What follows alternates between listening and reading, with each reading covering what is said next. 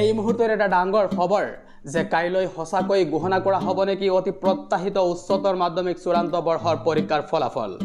যেহেতু ইতিমধ্যে সামাজিক মাধ্যমত বিয়পি পৰিছে এটা টুইট, মুখ্যমন্ত্ৰী হিমন্ত বিশ্ব শৰ্মাৰ নামত এটা টুইট বিয়পি পৰিছে য'ত কোৱা আছে যে কাইলৈ ফলাফল ঘোষণা কৰিব দিনৰ 9 বজাত। কিন্তু প্ৰশ্ন হৈছে যে এই টুইটটো সঁচা নে মিছা, আমি আপোনালোকক জনাব বিচাৰিছোঁ। কিন্তু ইয়াৰ আগতে যদি চেনেলটো ছাবস্ক্ৰাইব কৰা নাই এতিয়াই ছাবস্ক্ৰাইব কৰক যাতে এনেধৰণৰ জৰুৰী খবৰ মেট্ৰিক আৰু এইচএছৰ যিকোনো লেটেষ্ট খবৰ অতি সহজে আৰু সঠিক সময় লাভ কৰিব পাৰে। প্ৰথমতে মই এবাৰ টুইটটো পঢ়ি লৈছোঁ। ইয়াত লিখা আছে যে result of Assam higher secondary HS final examination will be declared on 22 April Monday at 9 AM. My best wishes to all students who had appeared in the examination. তো মই আপোনালোকক কনফাৰ্মেশ্যনটো দিব বিচাৰিছোঁ যে এই যিটো টুইট আপোনালোকে সামাজিক মাধ্যমত দেখা পাইছে বা বহুতে শ্বেয়াৰো কৰিছে, মই ইয়াৰ বিষয়ে জনা নাছিলোঁ। কিন্তু বহুত ছাত্ৰ ছাত্ৰীয়ে কমেণ্ট কৰি আছিল যে কালি ফলাফল দিব নেকি, আৰু কিছু ছাত্ৰ ছাত্ৰীয়ে হোৱাটছএপতো মেছেজ কৰিছে যে কাইলৈ ফলাফল দিব পাৰে নেকি।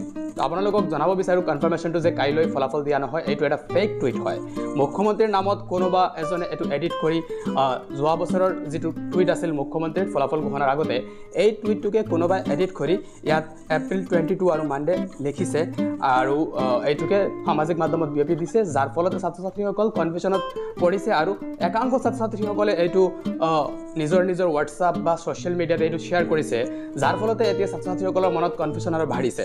কিন্তু মই আপোনালোকক ক্লিয়াৰ কৰি দিছোঁ যে এতিয়ালৈকে কোনো ধৰণৰ চূড়ান্ত ডেট অহা নাই। এই মাহৰ অৰ্থাৎ এপ্ৰিল মাহৰ শেষভাগতে ফলাফল দিয়াৰ সম্পূৰ্ণ সম্ভাৱনা আছে।